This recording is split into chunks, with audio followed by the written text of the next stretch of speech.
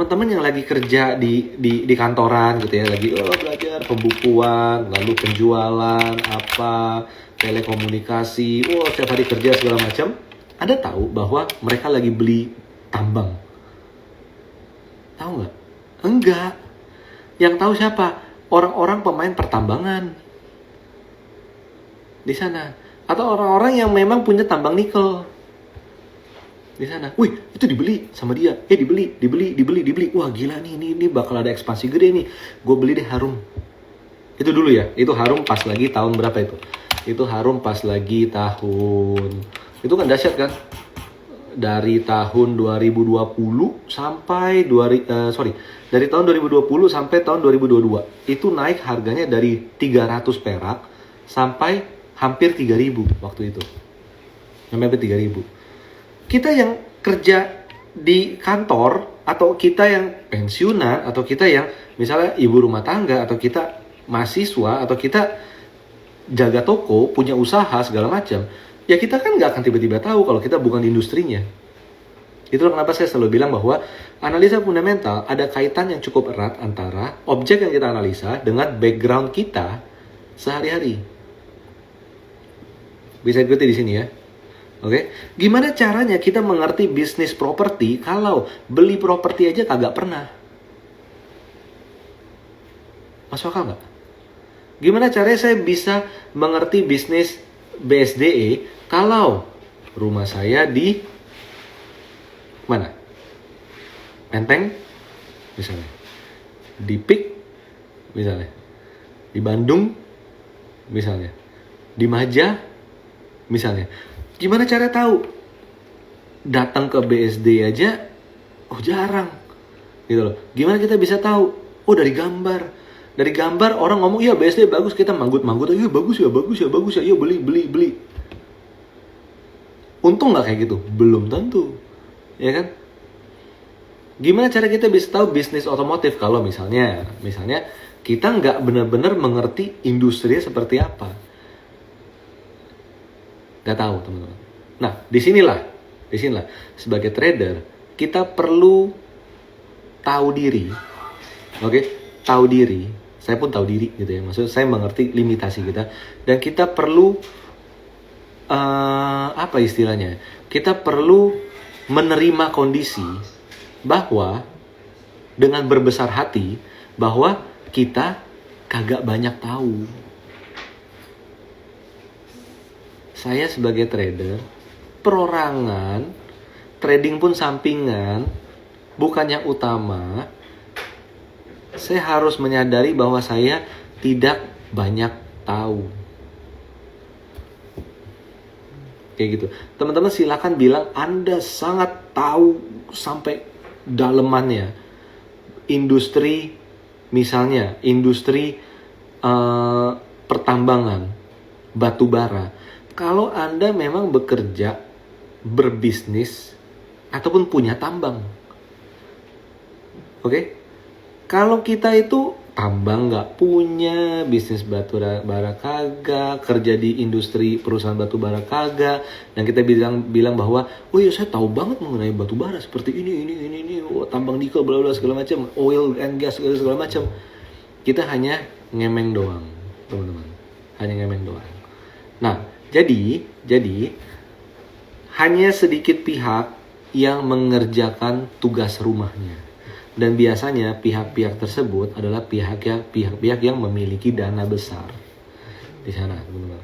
Memiliki dana besar, memiliki koneksi, memiliki apa lagi? Memiliki fokus dalam portfolio investasinya, sehingga mereka mengerti lapangannya. Nah, ketika itu yang terjadi, maka gimana dong kita sebagai trader sampingan? Teman-teman, saya bisa bilang bahwa apa sih? Kalau saya pribadi, saya memang sehari-hari di stock market. Sehari-hari kita di pasar modal. Saya pribadi, ataupun galeri saham. Tapi apakah Anda seperti itu? Enggak kan? Ada pekerjaan yang Anda urus, ada bisnis yang Anda urus, ada toko yang Anda urus, ada freelance yang Anda kerjakan, ada rumah tangga yang Anda urus, ataupun ada keluarga yang Anda urus, seperti itu. Maka kita harus berbesar kita harus menyadari bahwa apa? Bahwa ya kita nggak banyak taunya. Mau dipelajari segimanapun, common sense-nya nggak dapet. Well, oke, kalau saya motivator, saya akan bilang bahwa apa? Kalau Anda mau, Anda pasti bisa. Selama saya berusaha, saya akan mampu. Oke? Tapi apakah itu menjadi main job Anda? Kagak. Di sana. Apakah Anda tiba-tiba akan beralih, oke, udah deh, gue nggak mau lagi jaga toko ini, gue mau kerja di batubara, di bisnis industri perusahaan batubara, supaya saya mengerti dengan jelas bidang ini seperti apa. Ada yang kayak gitu? Ada mungkin, tapi ada yang enggak. Lebih banyak yang enggak. Nah, jadi kalau kita dalam posisi yang tadi, yang kedua, banyak yang enggak ngerti lapangan dengan jelas, hanya seputar laporan keuangan. Oke lah, laporan keuangan bisa menceritakan banyak hal. Tapi, laporan keuangan belum tentu bisa menceritakan yang tadinya growth rata-rata 10% jadi tiba-tiba 30%. Dalam 3 tahun, setelah itu akan meredah menjadi sekian persen. Enggak segitu-gitunya. Oke? Nah, di sanalah kita harus mengerti bahwa orang-orang, nah kita akan masuk ke teknikal di sini, teman-teman. Orang-orang, pihak-pihak, lembaga-lembaga yang mengerti dengan jelas industrinya, yang mengerti dengan jelas bisnisnya, mereka akan tahu lebih dulu daripada kita. Setuju ya? Kita jangan naif bilang, saya mau tahu lebih dulu dari mereka. Kagak bisa. Kenapa? Sehari-hari gua di kantor, mereka di lapangan, kita berharap lebih tahu. Nggak bisa, teman-teman. Oke? Banyak orang yang lebih tahu, bukan banyak orang lebih tahu. Ada pihak-pihak yang tahu lebih mendalam terhadap perusahaannya, terhadap industrinya. Mereka otomatis akan action lebih dulu, teman-teman. Lebih dulu membeli kalau ini prospeknya bagus, atau lebih dulu menjual kalau prospeknya menjadi lebih jelek. Nah, tindakan pihak-pihak berdana besar dan fokus tersebut dalam melakukan pembelian dalam jumlah besar juga, ataupun penjualan dalam jumlah besar juga, lama-lama akan membentuk sebuah pergerakan harga pada grafik harga saham tersebut. Nah, pergerakannya itulah yang bisa kita lakukan analisa sebagai orang-orang luar. Teman-teman, kita harus menerima kondisi bahwa kita adalah orang luar. Anda silakan punya saham BBCA 1 miliar, 2 miliar, tapi tetap Anda adalah orang luar. Anda tidak ngantor di BCA. Anda tidak duduk di kursi direksi BCA. Anda kalau ke menara BCA, Anda tiba-tiba, saya mau ngobrol sama direkturnya si bapak ini atau ibu ini. Langsung dikasih buka pintu, nggak gitu-gitu juga, gitu kan. Nggak gitu-gitu juga. Mau uang 10 miliar pun Anda tetap orang luar. Informasi dari perusahaan Anda akan dapatkan dari public expose, berita, RUPS.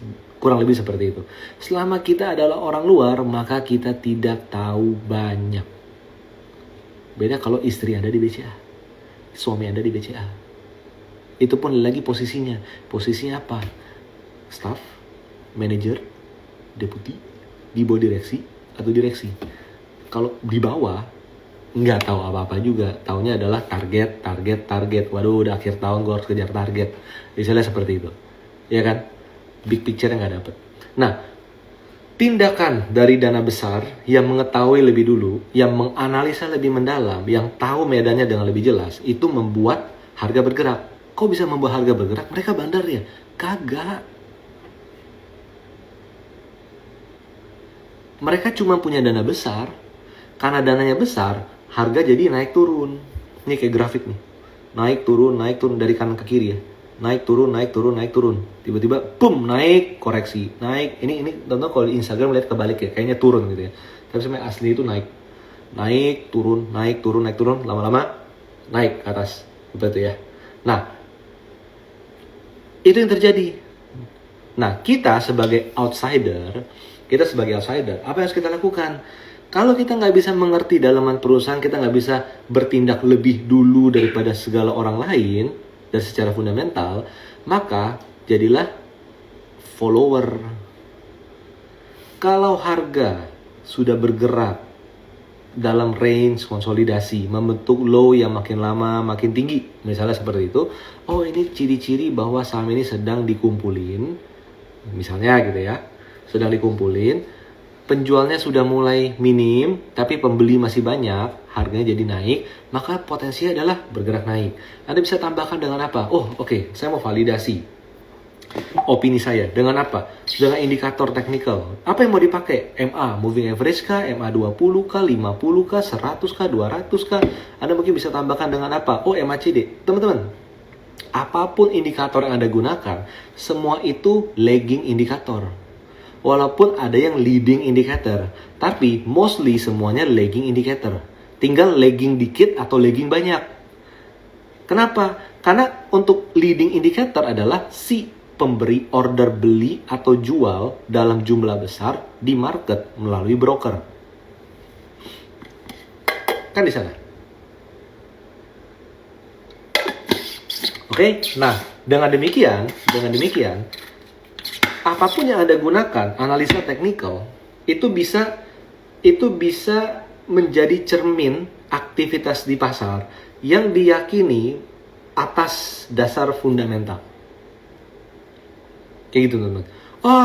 Mungkin Anda berpikir nih, fundamental, teknikal bisa dibikin sama bandar segala macam. Guys, teman-teman, please, kalau dikit-dikit ngomong bandar, Anda nggak usah trading. Gitu loh. Kenapa? Anda nggak akan belajar apa-apa dari stock market. Kalau dikit-dikit bandar. Bandar ada nggak? Ada. Tapi kalau dikit-dikit semua saham ngomongin bandar, nggak perlu trading. Baca berita aja. Jadi komentator aja. Kenapa, teman-teman? Kalau saham yang liquid, yang bisnisnya solid, yang bisnisnya konsisten tumbuh, yang manajemennya jelas arahnya, perusahaannya selalu profit dari tahun ke tahun, selalu profitnya apalagi misalnya profitnya juga bagus gitu ya, atau siklusnya kebaca, siklikalnya kebaca, itu perusahaan emiten saham-saham perusahaan tersebut itu mostly banyak market yang bermain di dalam. Maksudnya banyak pelaku yang bermain di dalam.